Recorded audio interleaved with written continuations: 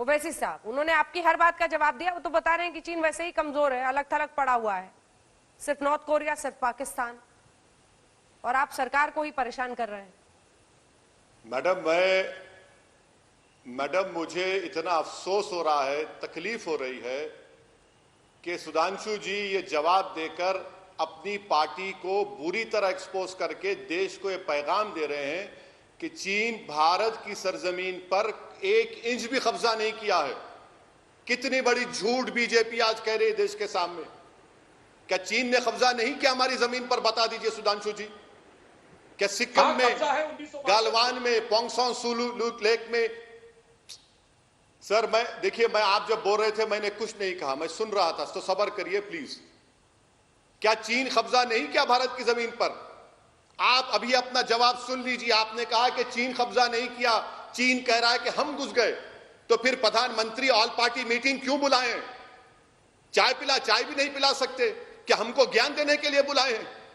क्या प्रधानमंत्री धोखा दे रहे हैं देश को?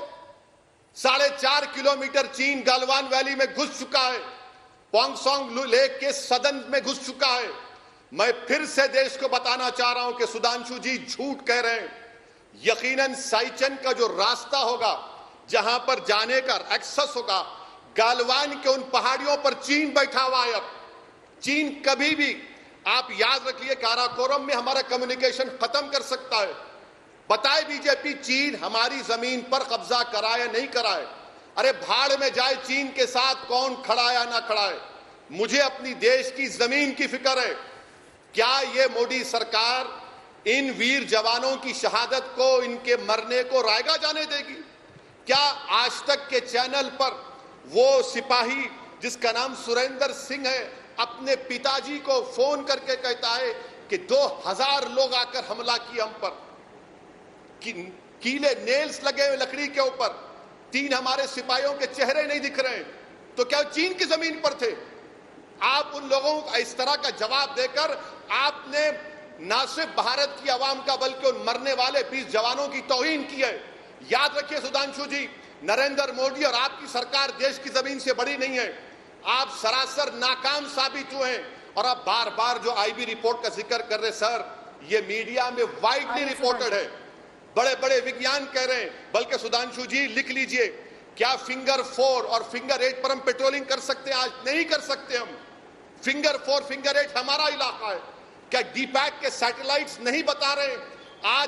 आज भी हिंदू अखबार में सैटेलाइट का इमेज आया कि गालवान पोंगसोंग सू लेक पर चीन डैम बना रहा है, और आप यहां पर बैठकर इस तरह से बोल रहे हैं आपकी पार्टी की तरफ से। सुधांशु जी, ये आप नहीं कह रहे हैं, ये आपकी जबान नहीं, आपकी जबान जरूर है, मगर आप अपनी सरकार की इस गलत पॉलिसी को, जो देश को धोखा दे रहे हैं, हमारे सिपाही मारे गए और हमारी जमीन को हिफाजत नहीं कर सके, आप हमारे देश के तमाम लोगों पर धूल झोंक रहे हैं। अफसोस हो रहा है मुझे। बताइए, आप डिफेंस मिनिस्टर के करीबी साथी हैं कि हर साल दिसंबर में डिफेंस मिनिस्टर, एमएचए, आईटीबीपी बैठकर साल भर की पेट्रोलिंग नहीं तय करता? क्या हमारे एनटीआरओ के पास ड्रोन्स नहीं है, सैटेलाइट के इमेजेस हैं? किस तरह आपकी सरकार ने हमारे लद्दाख के एक लेफ्टिनेंट जनरल हरिंदर सिंह को एक मेजर जनरल के साथ बैठने को दिया? याद रखिए, चीन से मुकाबला करना है तो 56 इंच का सीना नहीं, दिमाग होना पड़ेगा और एक धड़कता हुआ दिल होना पड़ेगा इस देश के लिए।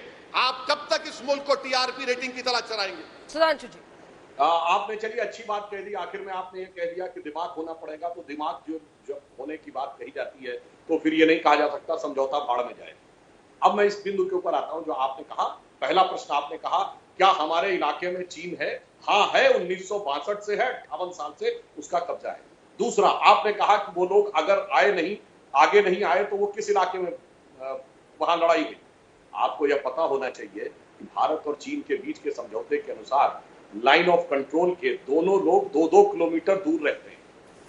वो अपने बेस पे, हम अपने बेस पे। जैसे ही वो आगे बढ़े हम भी आगे बढ़े, तो वो एरिया जो है 2 किलोमीटर इधर 2 किलोमीटर उधर, वहां पे हम लोग ठीक एलएसी पे नहीं खड़े हैं, वो उधर है। जैसे ही वो आ गए हमारे जवानों ने मुंह तोड़ जवाब दिया। और ये भी कहना चाहता हूं, जब 1993 का एग्रीमेंट हो रहा था, एक टीवी चैनल पे बोला गया है ये बात, आर्मी के सीनियर व्यक्ति ने बोली है जो उस समय के डीजीएमओ थे, कि आर्मी ने क्लियर कट कहा था एग्जिस्टिंग एलएसी लिखिए, मगर उस समय की नरसिम्हा राव सरकार ने पलट दिया था, एग्जिस्टिंग नहीं लिखा, एलएसी लिखा, ताकि एक कंफ्यूजन बना रहे जिसका कि चीन आज तक फायदा उठाता है। एलएसी कहां पे एलएसी? उस समय जहां पे पोजीशन थी वो क्लियर कट डिफाइन होनी चाहिए थी, वो क्लियर डिफाइन नहीं की, इसलिए आज ये स्थिति है कि 2 किलोमीटर इधर और 2 किलोमीटर इधर रहना पड़ता है।